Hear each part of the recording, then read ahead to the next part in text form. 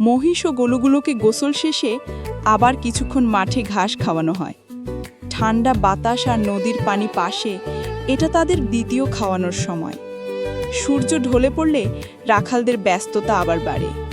মহিষগুলোকে লম্বা সারি করে টাটিতে ফিরিয়ে আনা হয়।